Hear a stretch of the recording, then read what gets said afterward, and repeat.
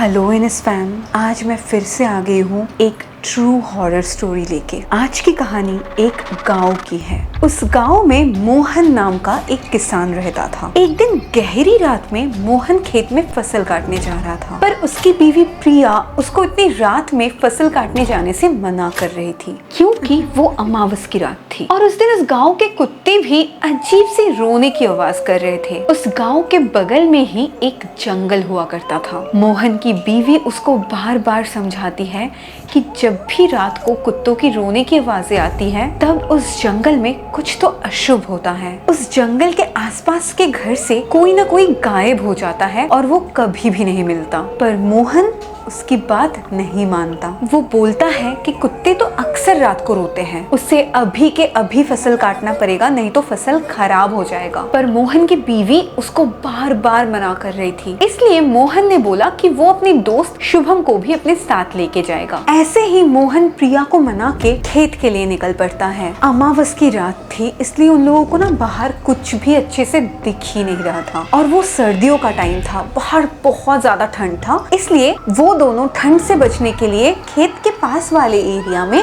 लकड़ियों से आग जलाता है। मोहन की खेत उस जंगल से बहुत करीब था और उसी जगह पे था एक बंगलो। गांव वाले उस बंगलो के आसपास से गुजरने से भी डरते थे। खेत के सामने आग जला के मोहन और शुभम अपना काम पे लग गए थे, पर अचानक उस बंगलो से उनको एक बहुत ही अजीब सी चीख की आवाज सुनाई देती है। वो चीख किसी औरत की थी और वो चीख इतनी अजीब थी कि उसको सुनते ही शुभम डर से कांप उठता है। शुभम डर डर के मोहन से पूछता है, क्या उसको ये चीख की आवाज सुनाई दिया? मोहन बहुत ज्यादा हिम्मत वाला था, वो किसी भी चीज से नहीं डरता था। उसने बोला कि हाँ, मुझे भी किसी का चीख सुनाई दिया। और मोहन बोलता है कि शायद ये आवाज वो पुराना बंगलो से ही आ रहा है। और तब फिर से उस बंगलो से किसी औरत की रोने की आवाज आ रही थी। वो औरत बचाओ बचाओ बोल के चीख रही थी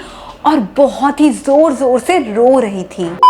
मोहन और शुभम दोनों ही बहुत ज्यादा डर जाते हैं। जैसे कि मैंने आपको बताया, मोहन बहुत ज्यादा ब्रेव था और तभी मोहन एक मोटा सा लकड़ी उठा लेता है और वो उस बंगलो की तरफ चल पड़ता है। पर उसका दोस्त शुभम उसे बार बार मना करने लगा। शुभम मोहन को बोल रहा था कि ऐसी पागलों वाली हरकतें मत कर। शुभम कुछ गलत महसूस कर पा रहा था। वो मोहन को बोल रहा था घर वापस जाने के लिए, पर मोहन उल्टा शुभम को डांटने लगता है। वो बोलता है कि शुभम डरपोक है, इसीलिए वो घर जाना चाहता है। ऐसा भी हो सकता है कि उस बंगलो के अंदर कोई औरत बहुत मुश्किल में हो और किसी औरत को मुश्किल में छोड़ के उन लोगों को कभी भी घर नहीं जाना चाहिए। और ये सब सुन के शुभम भी चुप हो जाता है और मोहन भाग भाग के कुछ ही समय में उस जंगल के अंदर चला जाता है। कुछ ही समय में वो दोनों उस घने जंगल के बीच में आ गए थे। अमावस की रात में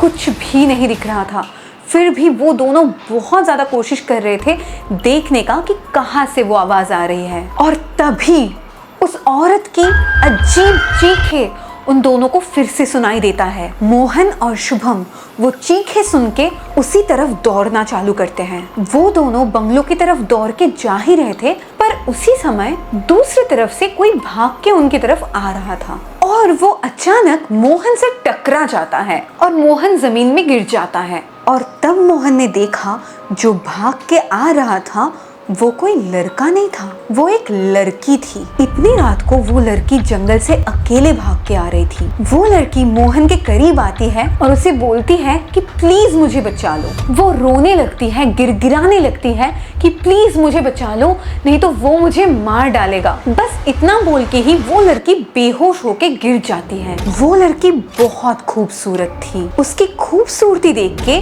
मोहन का होश उड़ गया था। मोहन जल्दी से शुभम को बोलता है कि कहीं से भी जल्दी से पानी लेके आ ताकि हम इसको होश में ला सके। पर शुभम बहुत समझदार था। वो मोहन को बोलता है कि तू अच्छे से देख मोहन, यहाँ पे और कोई भी नहीं है। इतनी रात को एक अकेली लड़की जंगल में क्या कर रही है? मुझे तो कुछ भी ठीक नहीं लग रहा। पर मोहन को कुछ भी समझ में नहीं आ रहा था। वो शुभम को बोला कि अगर तुझे नहीं जाना है तो मैं खुद जाके पानी लेके आऊंगा। ये सब सुन के शुभम पानी लाने चला जाता है। थोड़ी सी दूर जाने पर ही शुभम को वो पुराना बंगलो दिखा और उसके सामने ही एक पुराना कुआं भी था। शुभम जब पानी लेने उस कुआं के नजदीक गया, उसको अचानक उस पुराना बंगलो से बहुत सारे लोगों की चीखें सुनाई देने लगी। वो बंगलो बहुत ज्यादा पुराना था, पर देखते ही देखते उस बंगलो में बहुत सारी लाइट्स जलने लगी और तब अचानक शुभम को मोहन की बहुत जोर से चीखें सुनाई देने लगी। शुभम तभी भाग भाग के जल्दी से मोहन के पास जाता है, पर जब वो मोहन के पास पहुंचा तब उसे जो दिखा वो देख के उसका होश ही उड़ गया। उसके सामने थी एक डरावनी अजीब सी दिखने वाली चुड़ैल और उस चुड़ैल के पास ही गिरा हुआ था मोहन का लाश और उस लाश से बहुत सारा खून बह रहा था। वो चुड़ैल बिल्कुल अमावस की रात जैसी काली थी। अमावस की रात में उस चुड़ैल को दूर से देख पाना नामुमकिन था। वो चुड़ैल मोहन की लाश को खा रही थी। ये देख के शुभम बहुत ज्यादा डर गया। शुभम इतना ज्यादा डर गया कि वो हाथ पैर भी हिला नहीं पा रहा था और उसको ऐसा महसूस हुआ कि बहुत सारा काला साया उसको चारों तरफ से घेर लिया है। तब शुभम को ऐसा लग रहा था कि वो अभी बेहोश हो जाएगा। उसे अजीब सी महसूस हो रही थी और वो जमीन पे गिर पड़ा और तब वो चुड़ैल आके शुभम के ऊपर बैठ जाती है। शुभम बहुत जोर से चीख उठता है।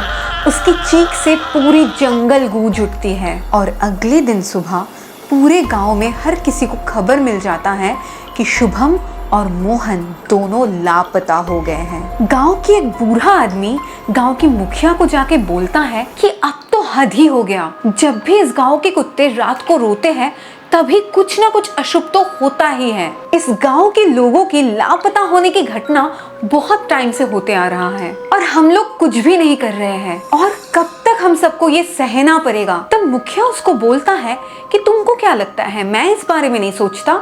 मैं बहुत बार कोशिश कर चुका हूँ उस पुराने बंगलो को तोड़ने का, पर आज तक कोई भी उस घर को तोड़ नहीं पाया। जो भी उस घर को तोड़ने गया वो खुद डर के वापस आ गया। तब वो बूढ़ा आदमी बोलता है, इसका मतलब हम सबको गांव छोड़ के चला जाना पड़ेगा, ये अनहोनी कभी खत्म नहीं होगी। तब मुखिया बोलता है कि वो बहुत सारे तांत्रिकों से भी बात किया है पर कोई भी तांत्रिक कुछ भी नहीं बता पाया। पर इस बार वो मुखिया एक अघोरी तांत्रिक को लेके आया था। बहुत सारे लोग बोलते हैं कि वो अघोरी हर किसी का पास्ट, प्रेजेंट, फ्यूचर सब कुछ बोल सकता है। वो बहुत शक्तिशाली है और तभी मुखिया उस अघोरी तांत्रिक को गांव वालों के सामने बुलाते हैं और उनके सामने ही सारी बातें बताया। तब अघोरी बाबा बोलता है कि अभी काफी रात हो चुका है और अभी हम सबको उस बंगलो में जाना पड़ेगा। वो अघोरी बाबा सारे के सारे गांव वालों को बोलते हैं कि उनके घर में जो भी पेट्रोल है सारा कुछ इकट्ठा करके लाने के लिए, और वो गांव वाले भी वही करते हैं। बहुत सारा पेट्रोल इकट्ठा करके वो लोग अघोरी बाबा के साथ पुराने बंगलों के लिए चल पड़ते हैं। उस पुराने बंगलों के सामने जाने के बाद वो तांत्रिक कुछ मंत्र जपने लगा और तभी अचानक उस जगह पे जोर जोर से हवा चलने लगी, जैसे कि तूफान आ गया हो। तब गांव वाले बहुत डर जाते हैं और वो उस अघोरी तांत्रिक से पूछते हैं, क्या आपको कुछ पता चला? और तब वो अघोरी तांत्रिक बोलता है, मैंने सब कुछ देख लिया। उसका नाम है कालो।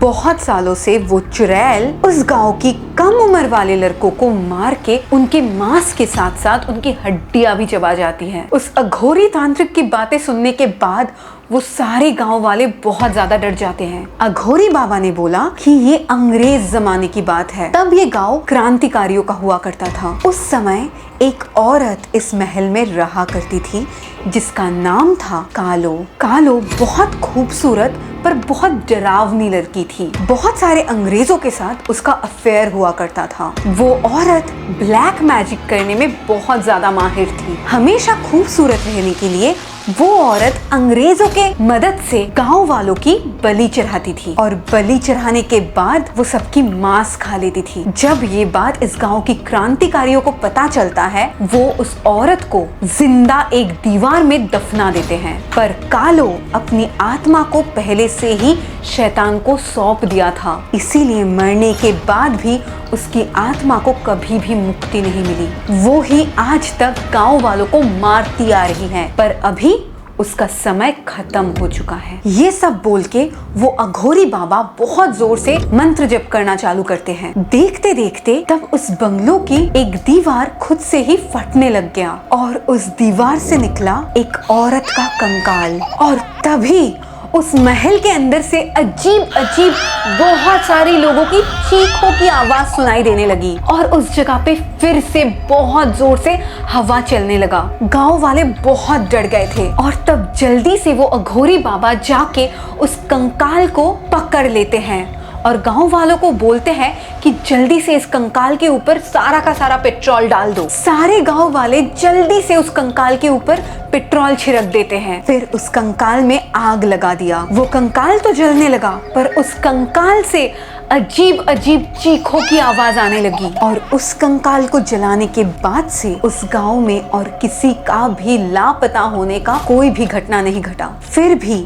आज तक उस पुराने बंगलों के आसपास कोई भी गांव वाले नहीं जाते हैं। गाइज, आपको क्या लगता है, ये सच्ची घटना है या लोगों का अंधविश्वास? मुझे कमेंट में ज़रूर बताओ। और अगर आपको हॉरर स्टोरी अच्छा लगता है और आज की स्टोरी आपको अच्छी लगी है, देन प्लीज़ इस वीडियो को एक लाइक तो ज़रूर कर देना।